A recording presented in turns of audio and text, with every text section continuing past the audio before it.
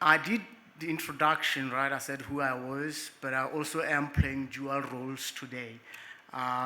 The first role is to direct the launch, the program today, but I'll also do an introduction to the BFAP baseline. As people were coming in and we're exchanging some pleasantries, one of the members did greet me by saying, "Oh, we meet again after 1 year." So this is one of those occasions that we're thankful that we are able to congregate members of the industry together and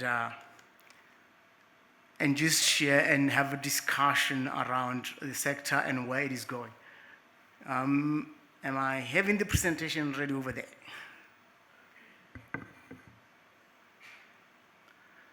Let's see. Okay, there we go.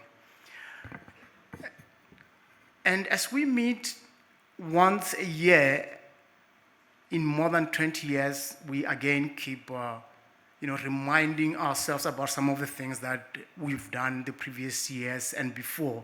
So what I'm going to do here now is just to repeat what we come here for, which is the baseline, but just to remind ourselves why the baseline, why do we do it, and what we want to get out of it. So this year is themed current realities and future perspective, because this is where we are about. The global environment, both for agriculture as well as the macroeconomy, has presented us to this reality where we are and we need to unpack it. But in developing the baseline,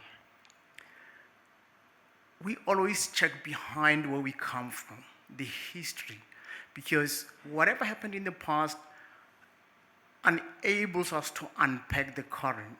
But in doing so, even though they say hindsight is 2020, it is still a complex environment.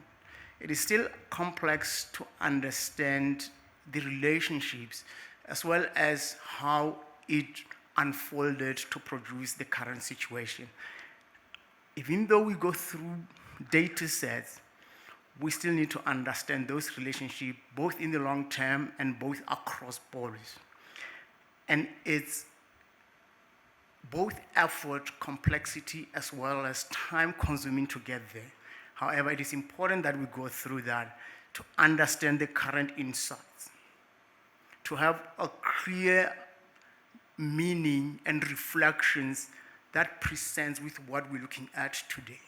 The state that we are at depends on the unpacking of what we got from the past and how we understood it. However, we still need to look ahead. We're going forward. How would the future look like? And what are some of the dynamics, be it from the past or current or completely new ones, that informs and give us this future perspective or the future path? And there are several paths. The most important part is that, do we understand those factors? Can we change some of the factors, be it the policies from government, be it the investment, private sector and government, that would change or inform the new path that we're looking into?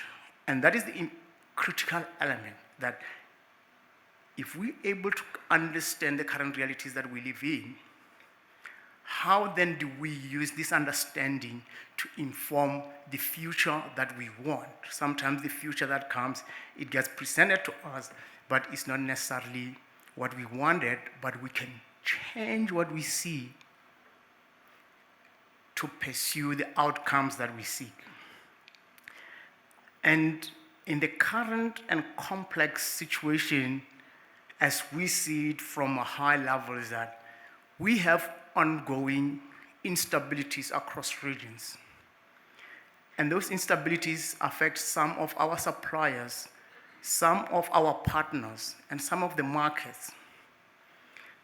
There are geopolitical fragmentations, there are geopolitical developments that affect the way we plan our future.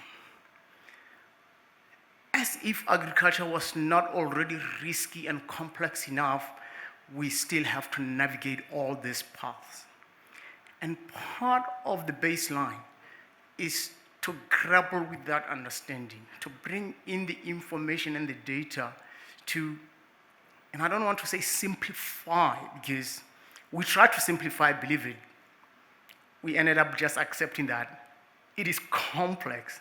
Rather understand the complexity and be able to share, communicate, and inform the decision making and the investment. I mean, in addition to that, we're grappling with climate change or climate action. There are climate-related policies that have direct and indirect impact on our current situation as well as the future that we aim to pursue. We need to understand that and build from there. In the last 8 months alone, more than 10 countries went to the elections, and they produced new leaders, new governments, new policies are still being developed, and that also affects the way we would. We were one of those countries that went to the polls, and we had an outcome of government of national unity. That's the area we've never been to. That's the path that we have never taken. It has implications on how we're going to react, even though we have hopes, and we are also hopeful that it will drive towards the kind of outcome, the kind of future that we need. But in true sense, that is the path we yet to fully grapple with and understand it. Developing the baseline is not also about just the modeling skills and analytical compilations. It is about that, yes. But furthermore, it is about the environment, the resources that as a country, as a sector, we need. Some, and I would say most of them, are limited, and we have to understand those and how we use them. It is also about the people working in the sector or depending on the sector to do other things, livelihoods, or contribute in others. So in developing the baseline, we combine those also looking into the economy, which is highly integrated if you start from the inputs up until the services and the movements of goods, people, capital. And we try in the development of a baseline, both unpack but see these relationships, both in the short term and long term, to fully present a picture that is helpful to the decision making, that is helpful to addressing some of the challenges that are documented in our policies, be it poverty reduction, be the challenges of unemployment, and look at what the sector and the information that we provide to the sector does or helps in going along with our national goals. Of course, we also have the regional and continental responsibilities, which are part of what would flow from these discussions this afternoon.